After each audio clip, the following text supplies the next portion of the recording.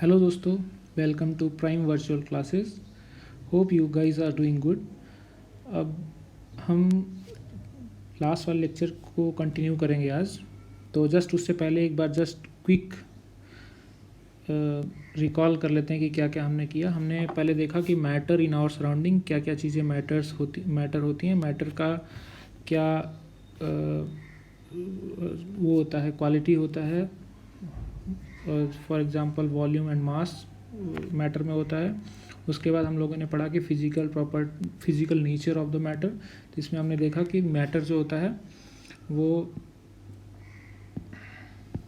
Matter जो होता है वो पार्टिकल से मिलके बना होता है। पहला बात हमने देखा। दूसरा बात हमने देखा कि पार्टिकल्स जो होते हैं बहुत स्मॉल साइज़ के होते हैं। कितने भी बहुत ज़्यादा स्मॉल साइज़ के हो सकते हैं। इसमें हमने कोट किया था कि they are beyond our imagination.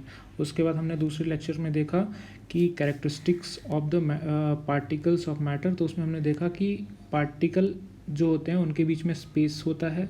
Space बहुत ज़्यादा होता है जिसके बीच में कोई दूसरे पार्टिकल ऑक्यूपाई हो सकते हैं दूसरे साइज़ के, कंपैरेटिवली स्मॉल साइज़ के। और दूसरा चीज़ हमने देखा कि जो पार्टिकल्स होते हैं वो कंटिन्यूसली मूव करते रहते हैं। तीसरा चीज़ हमने क्या पढ़ा? तीसरा चीज़ हमने पढ़ा कि पार्टिकल एक दूसरे को अट्रैक्ट करते हैं। तो जितना तेज़ी के साथ अट्रैक्ट करेंगे उतना ही ज़्यादा उनके बीच में बॉन्ड होगा, उतना ही हमको फोर्स लगाना पड़ेगा उनके बीच के बॉन्ड को तोड़ने के लिए। हमने ये एक एग्जांपल से देखा था, वी वुड आंसर वाले एग्जांपल से। और उसके बाद हमने क्वेश्चन करना स्टार्ट किया था। इसमें हमने एक क्वेश्चन जो आपको करने के लिए छोड़ा था वो ये था कि स्मेल क्या है, स्मेल वो है कि नहीं, मैटर है कि नहीं है। तो स्मेल जो है वो एक सेंस है। हम सेंस करते हैं कि हाँ हमको स्मेल हो रहा है, तो ये मैटर नहीं है। जबकि स्मेल ऑफ द परफ्यूम, किसी भी सब्सटेंस का अगर स्मेल का बात करें तो वो मैटर होगा। फॉर एग्जांपल अगर हम खाने को दूर से ही स्मेल करके समझ जाते हैं कि खाना बन रहा है, तो वो जो उसका जो सुगंध होता है वो खाने से आता है। वो उसके पार्टिकल्स जो होते हैं वो एयर में मिक्स हो जाते हैं। मिक्स होने के बाद हमें दूर तक उसका अनुभव होता है।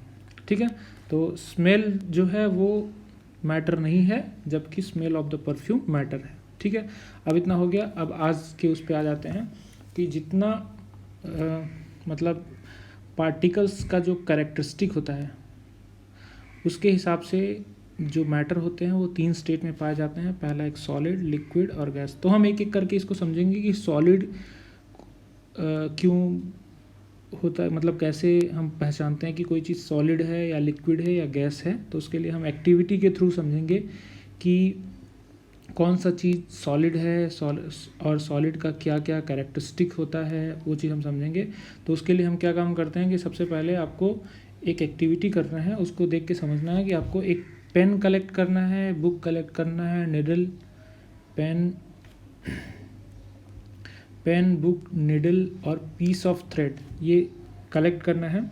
कलेक्ट करके आपको एक ब्लैंक पेज लेना है। ब्लैंक पेज पे उसको रख देना है। जैसे हम अगर ऐसे बात करें तो बुक अगर कोई होगा तो ऐसा होगा। ठीक है, तो बुक को रख देना है। अब इसके बाद अब क्या काम करना है, एक पेंसिल लेना है। मैं भी एक पेंसिल ही लेता हूँ, मान लीजिए एक पतला वाला पेंसिल ले लेता हूँ। ठीक है, अब क्या काम करना है, इसके अराउंड आपको मार्क करना है। ठीक है, मार्क कर लेना है।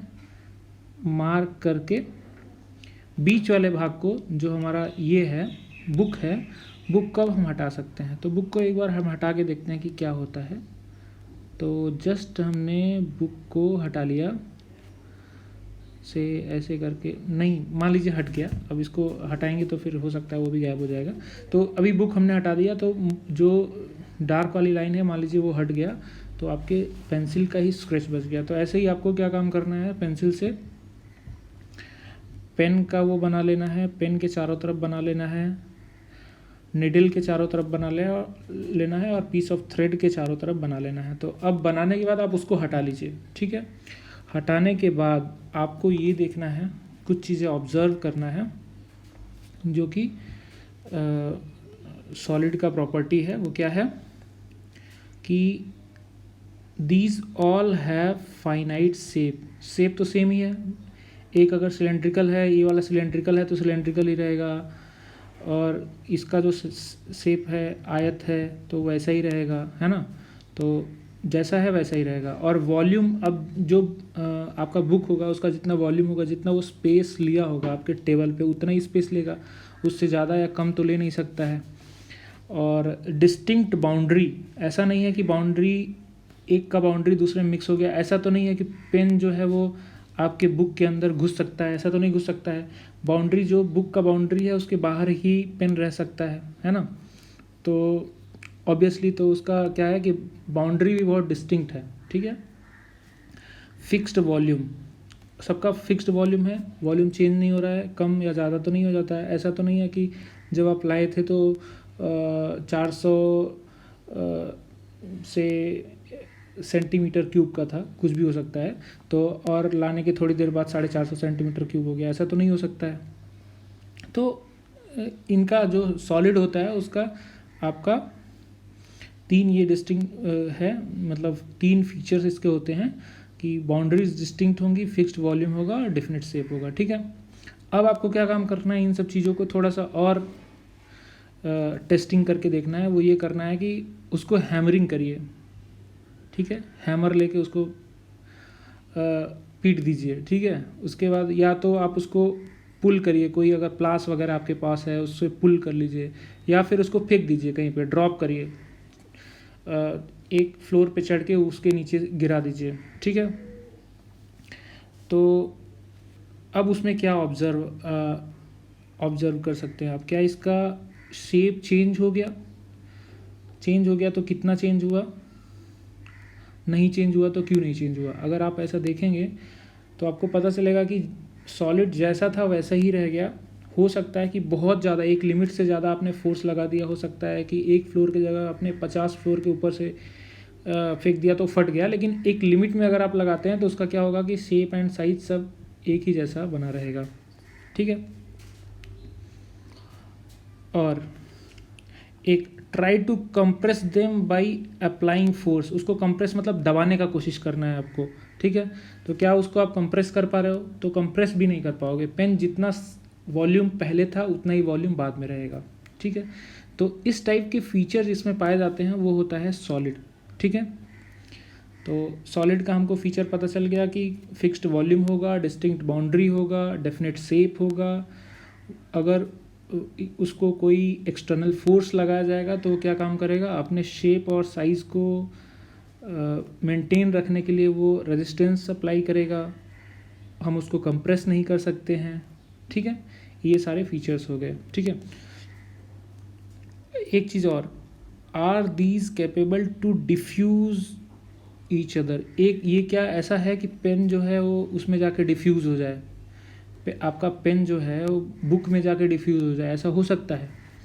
तो आप देखेंगे कि डिफ्यूज़न वाला जो प्रोसेस है वो भी सॉलिड टू सॉलिड नहीं हो पा रहा है, ठीक है। तो इतना सारा हो गया। तो अब हम इसको समराइज़ करते हैं, क्या है। हमने पहले ही समझ लिया इसको कि डिस्टिंक्ट शेप है, डिस्टिंक्ट बाउंड्री है, फिक्स्ड वॉल्यूम है, निग्लिजिबल कंप्रेसिबिलिटी है, और tendency to maintain their shape when subjected to outside force, ठीक है। सॉलिड ब्रेक हो सकता है अगर बहुत ज़्यादा उस पर फोर्स लगाया जाए। तो अब ये क्या हो गया, रिजिड हो गया। रिजिड को आप ध्यान से समझिए। रिजिड जो है वो ये है कि जब उस पर एक्सटर्नल फोर्स लगाया जाता है तो वो क्या होता है कि अपना शेप मेंटेन करता है, शेप एंड साइज मेंटेन करता है, कॉम्प्रेस नहीं होता है। तो उसको बोलते हैं कि सॉलिड जो है वो रिजिड है, ठीक है। अब ये तो इतना हो गया नॉर्मल सॉलिड का बात। अगर अब थोड़ा कन्फ्यूजन में देखते हैं कि भाई क्या है ऐसा चीज़, दूसरे कुछ एग्जांपल्स लेके देखते हैं। अगर हम एक रबर बैंड लें तो उसको क्या काम करेंगे, अगर उसको हम खींचेंगे तो क्या हो जाएगा, वो उसका तो लंबाई बढ़ जाएगा। तो अब ऐसी कंडीशन में ये सॉलिड कैसे है, ठीक है। ऑन स्ट्रेचिंग इसका तो साइज़ बढ़ जाता है, शेप चेंज हो जाता है, तो ये कैसे सॉलिड है। तो इसमें आप देखेंगे जब हमने उसको स्ट्रेच किया था तब इतने से भले उसका साइज शेप बड़ा हो गया, लेकिन जैसे ही हमने फोर्स हटाया, फोर्स हटाते ही वो दोबारा अपने शेप में वापस आ गया। तो उसने अपना शेप मेंटेन करने के लिए कुछ फोर्स लगा के रखा हुआ है, उसके अंदर वो पावर है कि वो अपना शेप मेंटेन कर सकता है, तो वो क्या हो गया, वो सॉलिड हो गया। ठीक है। अब एक दूसरा एग्जांपल ये है कि अगर हम सॉल्ट का या शुगर का पार्टिकल बहुत सारा ले लें, शुगर का पार्टिकल आप देखेंगे ऐसे छोटा छोटा करके रहता है, ठीक है। तो अगर ले लें और उसको जार में अगर भर दें, तो अगर जार में भर देंगे तो हम देखते हैं कि जार का शेप ले लेता है। तो ऐसे में कन्फ्यूजन हो सकता है भाई कि क्या शुगर का जो पार्टिकल है, मतलब शुगर जो है, क्या वो सॉलिड नहीं है, क्योंकि सॉलिड तो अपना शेप चेंज करता नहीं है और ये अपना शेप चेंज कर रहा है। तो ऐसी कंडीशन में क्या ये सॉलिड नहीं है? तो इसका आंसर है ये सॉलिड है। क्यों? क्योंकि जो पहले ही मैंने इसको बताया कि जो इसके पार्टिकल होते हैं उनका जो शेप होता है और साइज़ होता है वो कहीं ना कहीं फिक्स होता है, लेकिन अगर हम उसको किसी जार में भर देंगे तो वो उसके कई सारे पार्टिकल मिलके उसका जार का साइज़ ले सकते हैं, लेकिन अभी भी जो इसका शेप एंड साइज़ है वो अभी भी मेंटेन है। तो ऐसी कंडीशन में ये भी क्या हो जाएगा, सॉलिड हो जाएगा। अब अगला एक और एग्जांपल, अगर स्पॉन्ज का बात करें, ठीक है। स्पॉन्ज जो होता है हिंदी में उसको सोख्ता कहीं कहीं बोलते हैं, तो ठीक है। तो वो जो होता है वो बोलते हैं कि उसको कंप्रेस करने पे भाई कंप्रेस हो जाता है। तो ऐसी कंडीशन में वो क्या है, वो क्या कंप्रेस हो जा रहा है तो मतलब सॉलिड नहीं है? तो इसका आंसर है बिल्कुल नहीं, ये सॉलिड है। उसका वजह क्या है कि जो स्पॉन्ज होता है, स्पॉन्ज अगर आप देखेंगे तो उसमें क्या होता है कि पोरस, वो बहुत पोरस होता है, उसके बीच में एयर रहता है, एयर रहता है। जब हम उसको प्रेस करते हैं, जब फोर्स लगाते हैं तो इसके अंदर में जो इंट्रैप एयर रहता है वो बाहर की तरफ निकल जाता है। तो एक्चुअल जो वॉल्यूम होता है एयर निकलने के बाद आता है, उसके बाद एयर निकलने के बाद फर्दर उसे कंप्रेस नहीं किया जा सकता है, ठीक है। तो ये भी सॉलिड हो गया, एक चीज़ ये हो गया। अब आ जाते हैं हम लिक्विड स्टेट क्या होता है, लिक्विड स्टेट कैसे हम समझेंगे। तो लिक्विड स्टेट समझने के लिए भी एक हम एक्टिविटी करेंगे, उससे हम समझेंगे कि लिक्विड स्टेट क्या होता है, उसकी क्या क्या प्रॉपर्टीज़ होती हैं, कैसे हम पहचानेंगे कि वो लिक्विड है, ठीक है। तो लिक्विड को समझने के लिए हम क्या काम करते हैं, कुछ चीज़ें इकट्ठा करते हैं। जैसे वाटर इकट्ठा कर लिया, वाटर है या फिर कुकिंग ऑयल है या मिल्क है, जूस है या कोल्ड ड्रिंक है, जो आपके पास है वो ले लीजिए, एक चीज़ ले लीजिए, ज़्यादा कन्फ्यूजन नहीं होने का है। तो वाटर ले लिया, ठीक है। वाटर लेने के बाद कंटेनर्स ऑफ डिफरेंट शेप, ठीक है, कंटेनर्स ऑफ डिफरेंट शेप भी ले लीजिए, मतलब कई सारे शेप के कंटेनर ले लीजिए। अब क्या काम करना है कि 50 ml मार्क वाला एक आपको क्या कर लेना है, मेजरिंग कंटेनर ले लेना है, जिससे हम आप क्या काम करेंगे, उससे मेज़र करके निकालेंगे कि वो 50 ml ही है, ठीक है। 50 ml का ले लिया, तो 50 ml का अगर हम कहें तो 50 ml का मान लीजिए ये हो गया आपके पास, ये हमारे पास हो गया, इसको हम पकड़ सकते हैं। और इससे निकाल के अब क्या काम करना है, इससे उस पानी को निकाल के, पानी अभी आपके पास बाल्टी में भरा हुआ था, ले लीजिए, उससे निकाल के आपको क्या काम करना है कि इस पानी को डिफरेंट शेप एंड साइज़ के कंटेनर में डालना है। अगर मान लीजिए कि ये आपने बड़ा सा कंटेनर में डाल दिया 50 ग्राम, तो आपका जो लिक्विड होगा वो कहाँ पे आएगा, ऐसा करके थोड़ा सा यहाँ पे इकट्ठा हो जाएगा। अगर आपने क्या काम किया, रिलेटिवली स्मॉलर टैंक में अगर डाल दिया तो क्या होगा, ये थोड़ा सा ऊपर तक हो जाएगा, थोड़ा ज़्यादा हो जाएगा, है ना। और अगर इसको आपने क्या किया कि एक फ्लोर पे गिरा दिया, फ्लोर है उस पे गिरा दिया, तो आपका क्या होगा, इसका शेप जो होगा ऐसा करके ऐसा हो जाएगा, ठीक है, मतलब पूरा फैल जाएगा। तो ऐसी कंडीशन में आप देखेंगे कि ये जिधर में भी आप डालेंगे उधर का शेप ले जाएगा, ठीक है। तो इसका जो शेप रहता है वो फिक्स्ड नहीं रहता है, ठीक है। तो अगर इसको फ्लोर पे रखेंगे तो फ्लोर पे स्प्लिट हो जाएगा, ठीक है। ये चीज़ हम समझ लिए कि जहाँ जहाँ पे हम रखेंगे वहाँ का वहाँ का शेप ले लेगा। लेकिन क्या इसका वॉल्यूम भी चेंज हो गया? जो 50 ml हमने इसमें से उठा के इसमें डाला था 50 ml, क्या इधर में डालने के बाद 50 ml की जगह पे 60 ml हो गया? नहीं, ऐसा तो नहीं हो सकता है भाई। जितना हम डालेंगे उतना ही रहेगा। अगर ऐसा होता तो दूध वाले 1 पाव दूध देते, हमारे पास 2 पाव दूध आ जाता। तो ऐसा तो हो नहीं सकता है।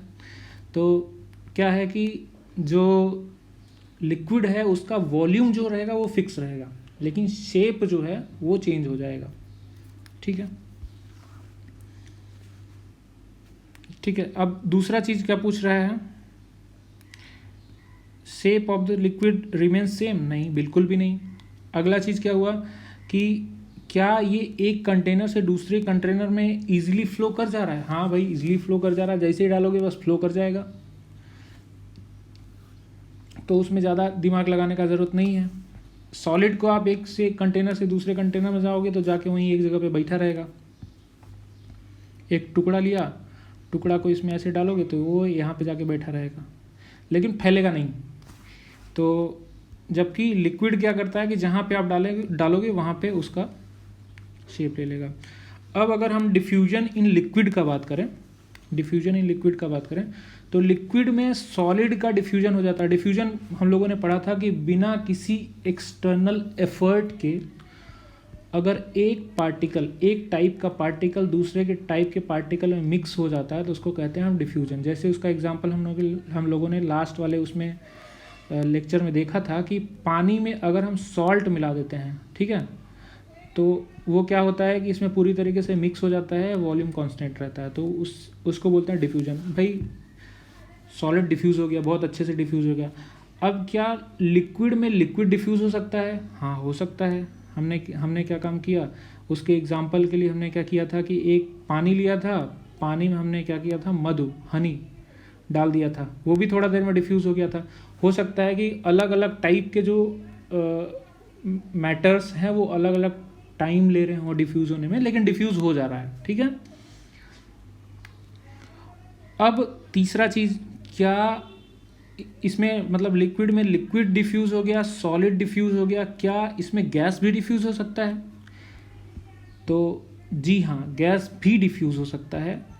अगर डिफ्यूज़ नहीं हो रहा होता तो क्या काम करते हैं, जो मछली रहती है पानी के अंदर में, जो मछली रहती है वो क्या काम करती है, उसको ऑक्सीजन मिलता ही नहीं, ऑक्सीजन नहीं मिलता तो वो कैसे सरवाइव करती।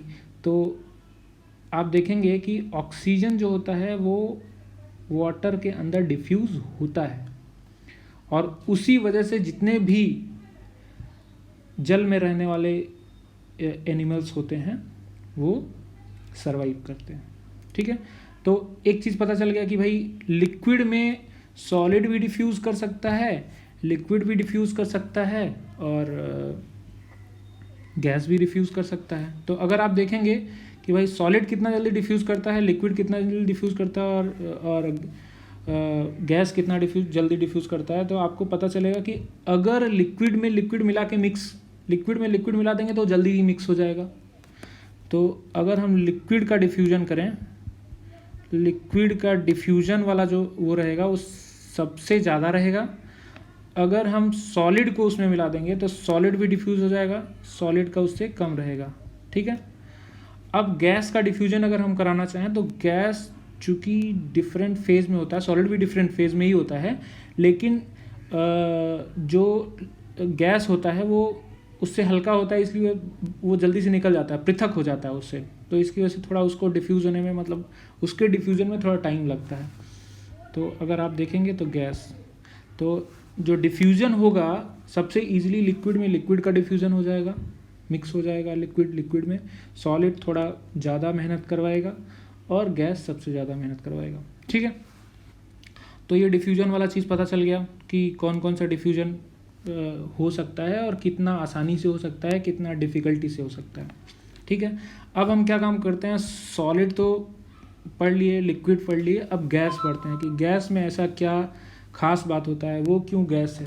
ठीक है, जस्ट 1 मिनट। जी हाँ, तो गैस को समझने के लिए भी हम एक एक्टिविटी करेंगे। हम क्या काम करेंगे कि सिरेंज ले लिए, सिरेंज हमने एक नहीं एक्चुअली 3 सिरेंज ले लिया। ठीक है, 3 सिरेंज ले लिया, ऐसा करके 3 सिरेंज ले लिया। तीनों सिरेंज का जो नोज़ल है उसको हमने क्या किया कि रबर से बंद कर दिया, पूरी तरीके से सील्ड कर दिया। ठीक है, तीनों का सील्ड कर दिया। अगला चीज़ क्या किया, इसका पिस्टन जो है, ये पिस्टन जो है इसको बाहर निकाल के बगल में रख लिया। तो अब क्या होगा, ये पूरा खाली खाली टाइप का हो गया। अब हम अगर इसमें क्या काम करें, एक में हमने क्या काम किया कि पानी भर लिया, वाटर है ना, और दूसरा में हमने क्या काम किया, पीस ऑफ चॉक भर लिया।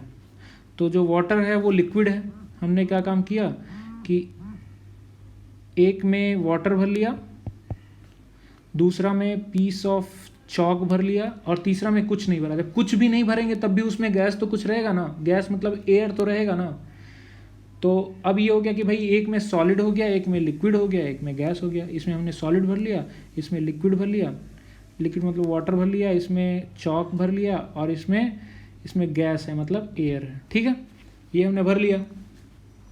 अब हम क्या काम करते हैं, अब हम पिस्टन को लगा देंगे। तीनों में पिस्टन हमने लगा दिया। ठीक है, पिस्टन तीनों में लगा दिया।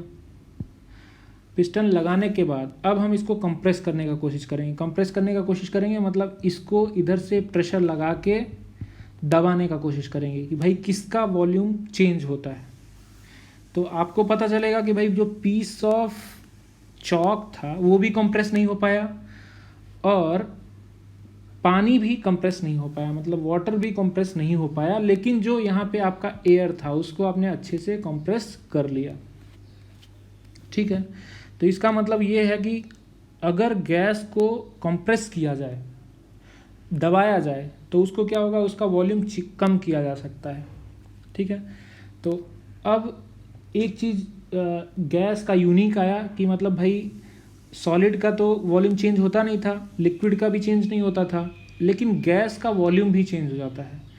लिक्विड गैस का शेप भी चेंज हो जाएगा, साइज भी चेंज हो जाएगा, वॉल्यूम भी चेंज हो जाएगा, सब कुछ चेंज हो जाएगा, कोई दिक्कत नहीं है। ठीक है, तो अब हम इसको क्या काम करेंगे कि एक कंप्रेसिबिलिटी समझ में आया हमको कि गैस कंप्रेस हो जाता है। ठीक है, अभी आप एक चीज़ मैं यहाँ पे जस्ट बताना चाहूँगा कि आपके स्टैंडर्ड पे तो ये बताया जाएगा कि भाई कि लिक्विड भी कंप्रेसिबल नहीं होता है, लेकिन अगर आप देखेंगे कि बहुत ज़्यादा फोर्स लगा जाए तो लिक्विड को थोड़ा सा कंप्रेस किया जा सकता है, बट निग्लिजिबल कंप्रेसिबिलिटी रहता है। सॉलिड बिल्कुल कंप्रेस नहीं होता है, और गैस कंप्रेस हो सकता है। अब कंप्रेस हो सकता है गैस, इसका क्या क्या फ़ायदा मिला हमको, इसको हमने कैसे कैसे अपने लाइफ में यूज़ किया, उसको अगर आप देखना चाहेंगे तो आप देखेंगे कि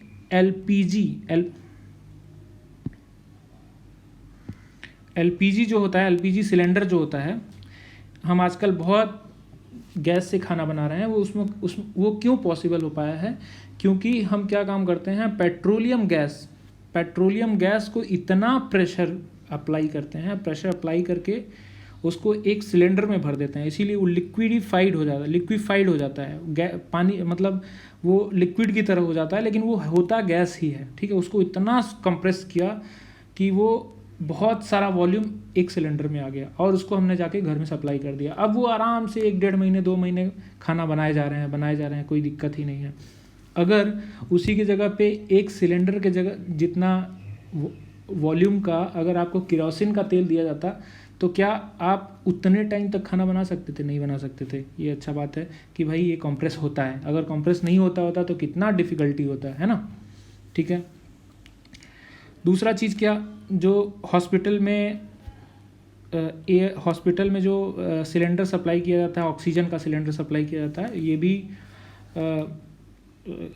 ट्रीटमेंट के लिए आवश्यक होता है। जब पेशेंट जो होता है वो अच्छे से सांस नहीं ले पाता है, सफिशिएंट अमाउंट ऑफ ऑक्सीजन नहीं ले पाता है, मतलब उसको ज़्यादा ऑक्सीजन की ज़रूरत पड़ती है, तो ऐसी कंडीशन में हॉस्पिटल में उसको एक्सटर्नल ऑक्सीजन का सोर्स दिया जाता है, वो सिलेंडर के थ्रू ही दिया जाता है। ठीक है, और आजकल CNG कंप्रेस्ड नेचुरल गैस भी यूज़ होने लगा है, किसमें, व्हीकल्स में।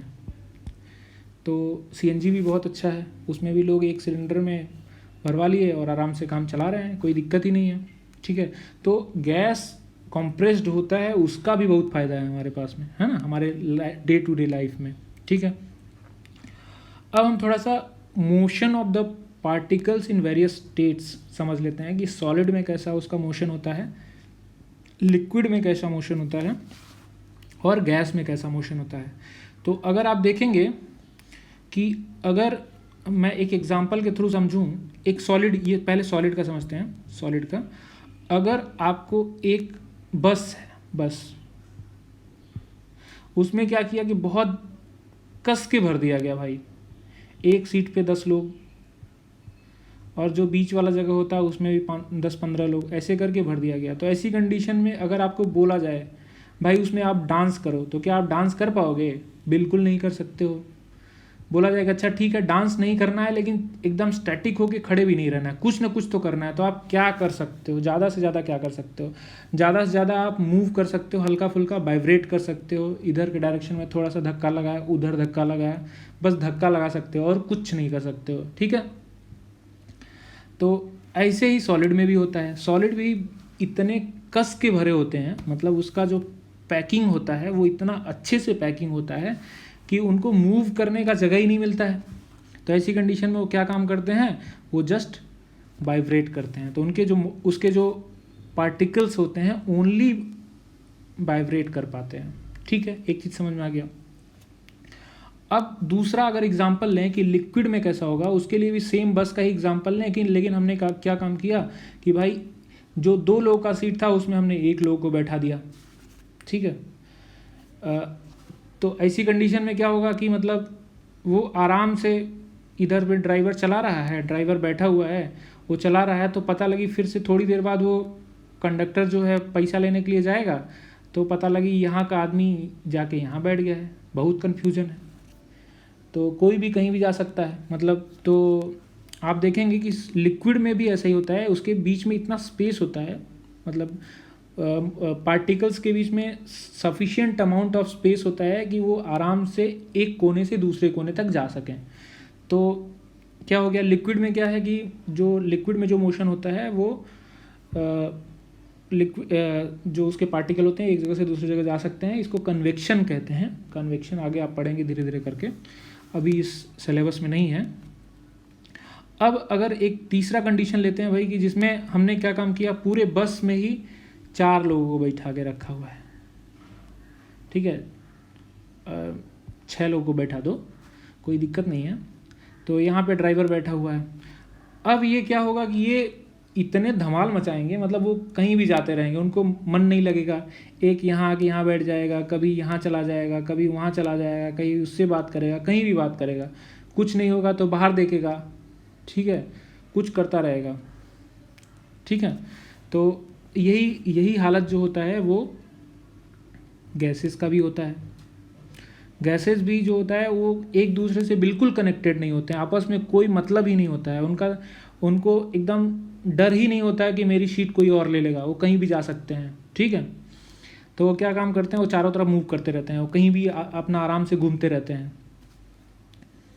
तो इस तरह से घूमते हैं। और घूमने से एक चीज़ होता है, उसको मैं आपको जस्ट यहाँ पे वो करना चाहूँगा कि ये जाके दीवार पे भी टकराते हैं। ठीक है, टकराते हैं, टकराने की वजह से उसमें प्रेशर क्रिएट करते हैं। तो अगर आप बलून वगैरह का एग्जांपल लेंगे तो वो उसके वॉल पे एक प्रेशर क्रिएट करके रखते हैं। इसको समझने के लिए अगर आप एक उससे समझना चाहोगे तो ये मास जो है, अगर हम इसका ये बलून समझें, ये m मास का पार्टिकल है, ये यहाँ से जाके अगर टकराएगा तो टकराने की वजह से क्या हो जाएगा, टकराने की वजह से आपका मोमेंटम में चेंज होगा। मोमेंटम क्या होता है, मास इनटू वेलोसिटी। तो rate of change of momentum, rate of change हम जितना जल्दी से जाके वो टकरा के वापस आएगा, rate of change of momentum क्या हो जाएगा आपका, v/a जो होता है उसको आप पढ़ेंगे अभी आगे। मोमेंटम वो हो जाएगा एक्सेलरेशन। तो मास इनटू एक्सेलरेशन जो होता है वो उसको कहते हैं फोर्स। अब पर यूनिट एरिया में जितना फोर्स प्रोड्यूस करेगा वो क्या हो जाएगा, प्रेशर हो जाएगा। Pressure is equal to force divide by area. तो क्या काम करता है, जो गैस पार्टिकल्स हैं वो वॉल्स पे प्रेशर क्रिएट करते हैं। ऑल्दो लिक्विड पार्टिकल्स भी प्रेशर क्रिएट करते हैं, वॉल्स पे प्रेशर क्रिएट करते हैं, क्योंकि जाके वॉल्स पे टकराते हैं, वो भी प्रेशर क्रिएट करते हैं। लेकिन जो गैस पार्टिकल्स होते हैं वो किसी भी डायरेक्शन में जाके प्रेशर क्रिएट करते हैं। ठीक है, अगर हम एक एग्जांपल लें कि एक कंटेनर हम ले लेते हैं, एक कंटेनर ले लेते हैं जो ऊपर से भी भरा हुआ है और इसमें इतना लिक्विड भर देते हैं, तो लिक्विड क्या करेगा कि इस दीवार पे प्रेशर लगाएगा, इस दीवार पे प्रेशर लगाएगा और इस दीवार पे प्रेशर लगाएगा। लिक्विड कभी ऊपर नहीं जाएगा कि ऊपर वाले जो आपका ढक्कन है उस पे जाके टकराए और उधर में प्रेशर लगाए, ऐसा नहीं कर सकता। लेकिन अगर सेम कंडीशन में अगर हम यहाँ तक गैस भर दें, यहाँ तक गैस भर दें और उसको बोलें कि भाई गैस भाई तुम इधर ही में ही बैठे रहना, ऐसा वो कभी नहीं करेगा उसको, क्योंकि एकदम डर ही नहीं अपने सीट का। तो वो क्या काम करेगा, इधर जाके टकराएगा, वो ऊपर में भी जाके टकराएगा, कहीं भी टकराएगा। तो क्या होगा, गैस चारों तरफ जिस कंटेनर में भरा रहता है उसको फुल्ली फिल कर लेते हैं। ठीक है, पूरी तरीके से भर देते हैं और चारों तरफ बराबर अमाउंट में प्रेशर अप्लाई करते हैं। ठीक है, तो इतना बात समझ में आ गया। अब हम आ जाते हैं कुछ कुछ क्वेश्चंस जो इससे रिलेवेंट क्वेश्चन है उसको हम समझ लेते हैं। समझने के बाद हम इसको बाकी जो चीज़ें होगा उसको नेक्स्ट लेक्चर में कवर करेंगे। तो अब इसमें क्या बोल रहा है कि पहला क्वेश्चन जो है कि मास पर unit volume of substance is called density. Density जो है मास पर यूनिट वॉल्यूम है। ठीक है, तो अब बोल रहा है कि आप जो नीचे दिए गए हैं कुछ कुछ टर्म्स, उसको आप डेंसिटी के टर्म में आप बताओ कि किसका डेंसिटी सबसे कम होगा, किसका डेंसिटी सबसे ज़्यादा होगा। ठीक है, तो सबसे पहले हम देख लेते हैं कि गैस कौन कौन सा है, लिक्विड कौन कौन सा है और सॉलिड कौन कौन सा है। तो अगर इसमें गैस का बात करेंगे तो एयर है और एग्जॉस्ट गैस है ना, एग्जॉस्ट गैस। ठीक है, ये दो एयर है। अगर हम लिक्विड का बात करें तो क्या है, हनी है और क्या है, वाटर है। अगर सॉलिड का बात करें तो सॉलिड इसमें क्या क्या है, चॉक है और क्या है, कॉटन है और क्या है, आयरन है। ठीक है, तो ये इतना चीज़ हो गया। ठीक है, तो अब हम इसको अरेंज करना चाहें तो हम क्या कर सकते हैं। तो सबसे पहले तो हमको किसी किसी बुक्स में लिखा होता है कि भाई कि जो चिमनी का एग्जॉस्ट है, मतलब उस चिमनी के एग्जॉस्ट से जो एयर निकल रहा है वो उसका डेंसिटी ज़्यादा है, क्योंकि उसमें डेंस पार्टिकल जैसे कार्बन वगैरह रखे गए हैं। तो इसकी वजह से वो क्या होगा कि वो उसकी डेंसिटी ज़्यादा होगी। लेकिन मेरा यहाँ पे ये क्वेश्चन है कि अगर उसकी डेंसिटी ज़्यादा है तो वो चिमनी से बाहर ऊपर की तरफ क्यों उड़ता है, ये आपको कमेंट में रिप्लाई करना है कि भाई कि एग्जॉस्ट गैस अगर एयर से ज़्यादा डेंस है, डेंसर है, तो वो चिमनी से ऊपर की तरफ क्यों उड़ता है।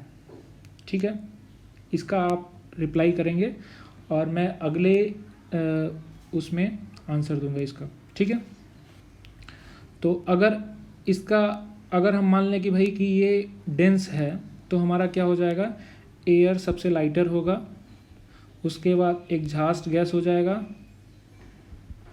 ठीक है, उसके बाद अब आ जाते हैं लिक्विड में। लिक्विड में क्या होगा कि वाटर सबसे हल्का होता है। हनी को अगर आप वाटर में डालेंगे तो क्या होगा, हनी नीचे की तरफ बैठ जाएगा। तो हनी जो है वो थोड़ा ज़्यादा डेंसर है। अब इसका इसमें सॉलिड में आ जाइए तो अगर कॉटन का बात करेंगे तो कॉटन हल्का होता है, हम सब जानते हैं, तो कॉटन हो जाएगा। उसके बाद चॉक हो जाएगा और फिर क्या हो जाएगा, आयरन। ठीक है, तो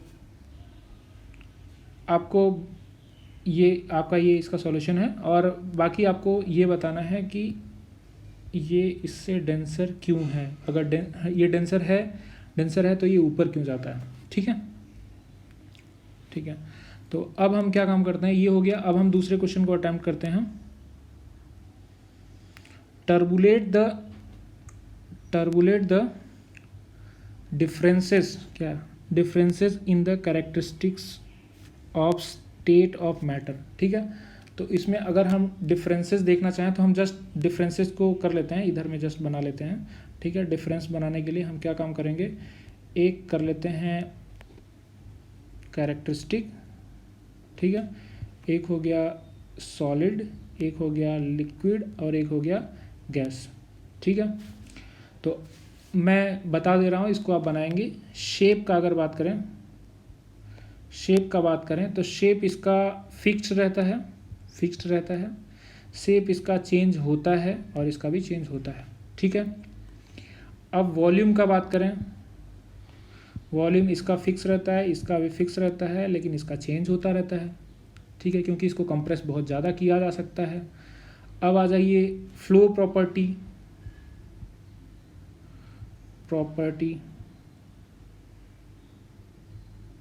फ्लो प्रॉपर्टी, ये फ्लो बिल्कुल भी नहीं करता है, ये फ्लो कर सकता है, ये फ्लो कर सकता है। ठीक है, अब पार्टिकल पैकिंग का बात करें,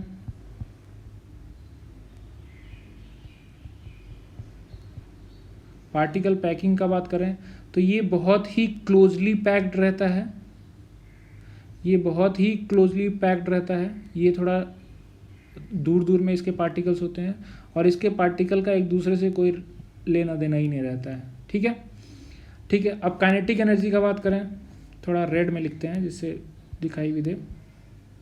काइनेटिक एनर्जी का अगर बात करें, काइनेटिक एनर्जी का बात करें, चूंकि इसके पार्टिकल्स बहुत पास पास में होते हैं तो इसका वेलोसिटी बहुत कम रहेगा, तो काइनेटिक एनर्जी क्या होगा, सबसे कम रहेगा, सबसे कम रहेगा। इसके पार्टिकल्स थोड़े दूर रहे तो इसका काइनेटिक एनर्जी थोड़ा ज़्यादा रहेगा, और इसका क्या होगा, इसका काइनेटिक एनर्जी सबसे ज़्यादा होगा, क्योंकि ये एकदम फ्रीली मूव करते रहते हैं। ठीक है, अब अगला कॉम्प्रेसिबिलिटी का बात करते हैं।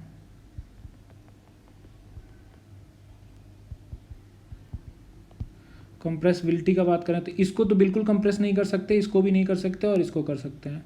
ये हमने बताया था निग्लिजिबल, इसको कंप्रेस कर सकते हैं लिक्विड को, लेकिन आपके जितना भी सिलेबस है उसके हिसाब से लिक्विड इज इनकम्प्रेसिबल।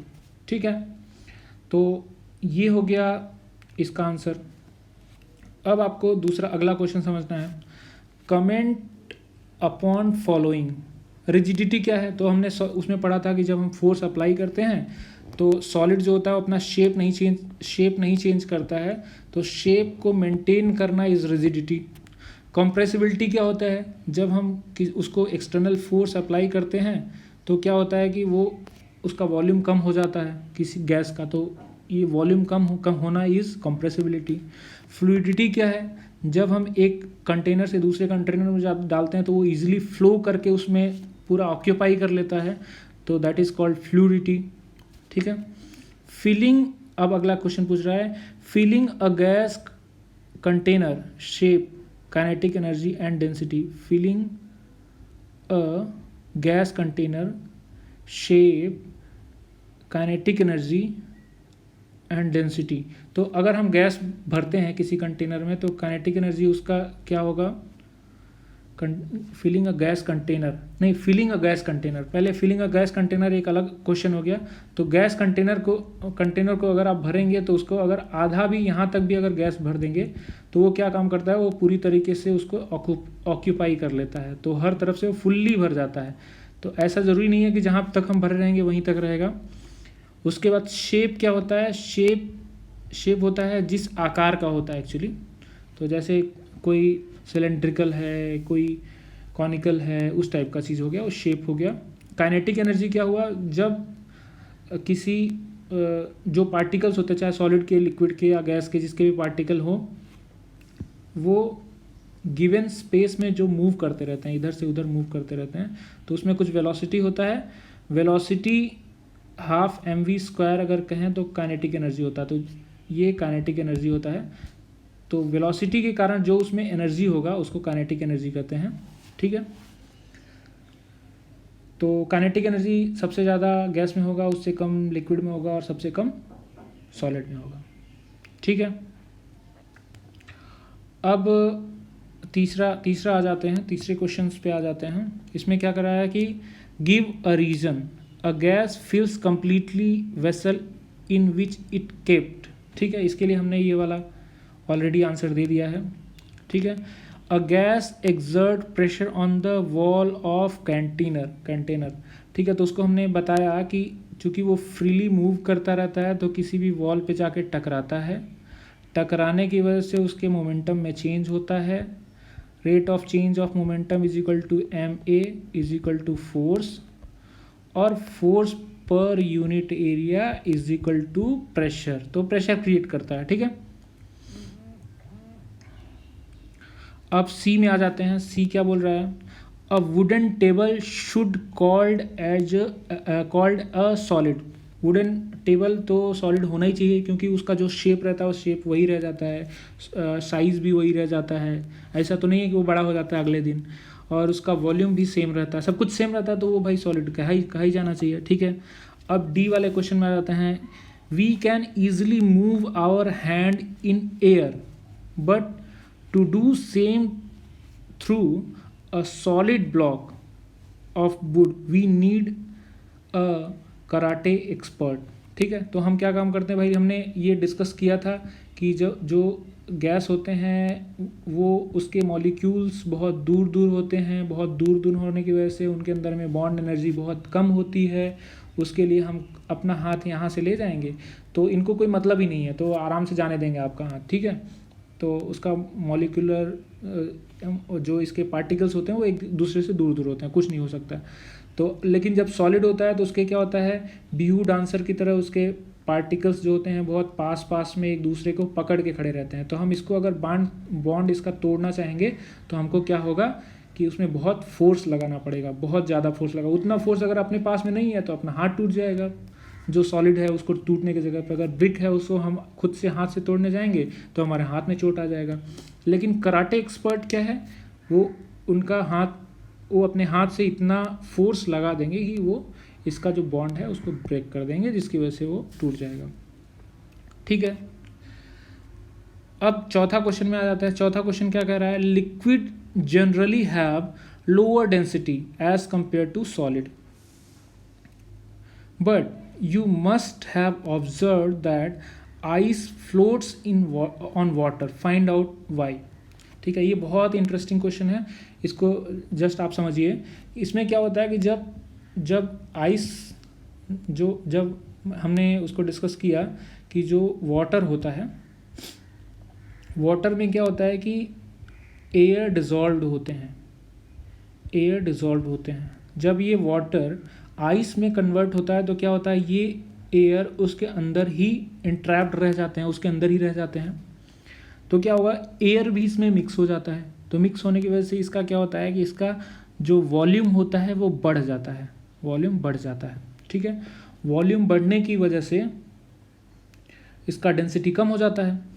चूँकि हमारा डेंसिटी का डेफिनेशन क्या है, मास डिवाइड बाई वॉल्यूम। ठीक है, तो वॉल्यूम बढ़ा तो डेंसिटी कम हो गया, तो ये ऊपर की तरफ तैरेगा। तो इसका एक प्रैक्टिकल लाइफ में अगर आपको एग्जांपल समझना है तो आप देख सकते हैं, मतलब किसी से पता करिएगा कि जब जनवरी का महीना होता है, तो उसमें उस टाइम पे गेहूं की खेती होती है, और उस टाइम पे गेहूं उगे होते हैं, 1-1.5 महीने गेहूं को लगाए हो चुका रहता है, तो उसका बुआई हो चुका रहता है। तो ऐसी कंडीशन में इसको जनवरी में लगभग इसको सिंचाई करना पड़ता है। सिंचाई अगर ना करें तो जो ये गेहूं होता है वो सूख जाता है, और बोलते हैं कि उसमें पाला मार गया। ठीक है, पाला लग गया, किसान लोग बोलते हैं कि उसको पाला लग गया। तो ऐसा क्यों होता है, तो उसमें ऐसा होता है कि जो गेहूँ होता है, गेहूं के बीच में भी कुछ वाटर मतलब लिक्विड अवेलेबल रहेगा, कुछ लिक्विड तो रहेगा उसके अंदर में। अगर ठंडी इतनी ज़्यादा हो गई कि ये वाटर का जो वो है वॉल्यूम है वो कन्वर्ट हो गया किस में, आइस में। अगर कन्वर्ट हो गया तो इसका वॉल्यूम बढ़ जाएगा। वॉल्यूम बढ़ जाने की वजह से, जबकि इसका जो हमारे पास वीट जो गेहूं का तना है उसमें इतना स्पेस नहीं है कि वो आइस को ऑक्यूपाई कर सके। तो ऐसी कंडीशन में क्या होगा, जैसे आइस बनेगा वो क्या होगा कि उसका तना जो है वो ब्रेक कर जाएगा। ब्रेक करने की वजह से उसका चूँकि जो सेल है वो डैमेज कर गया तो वो पूरी तरीके से सूख जाएगा। तो इस कंडीशन को अवॉइड करने के लिए हम क्या काम करते हैं, उसमें सिंचाई कर देते हैं खेत में। अब सिंचाई करने की वजह से क्या हो गया कि चारों तरफ पानी फैल गया। अब पानी का जो स्पेसिफिक हीट होता है वो आप आगे पढ़ेंगे, स्पेसिफिक हीट क्या होता है। स्पेसिफिक हीट क्या होता है कि वो कितना एनर्जी अब्जॉर्व कर सकता है टू इंक्रीज 1 डिग्री सेल्सियस और डिक्रीज 1 डिग्री सेल्सियस, ठीक है। तो उसका स्पेसिफिक हीट जो होता है वो बहुत ज़्यादा होता है, 4.18 किलो कैलोरी ऐसा कुछ होता है, ठीक है। तो एग्जैक्टली क्या होता है उसको हम देखेंगे उस टाइम पे। तो उसकी वजह से क्या होगा कि मतलब जो बाहर का जो ठंड पड़ेगा उसको कंपनसेट कर लेता है वाटर का जो स्पेसिफिक हीट होता है। इसकी वजह से इसके जो अंदर के जो वाटर कंटेंट है, लिक्विड कंटेंट है, उसको आइस में कन्वर्ट नहीं होने देता है और इस तरह से सेव कर लेता है। तो आप देखेंगे कि जो साइंस है वो हमारे यहाँ खेती में भी यूज़ किया जाता है। ऐसा नहीं है कि मतलब हमारे यहाँ जो खेती होती है वो साइंटिफिक नहीं होती है, वो भी साइंटिफिक होती है, बट उसको हम अलग तरीके से समझते हैं, ठीक है। तो बाकी हम जो होगा नेक्स्ट लेक्चर में कवर करेंगे।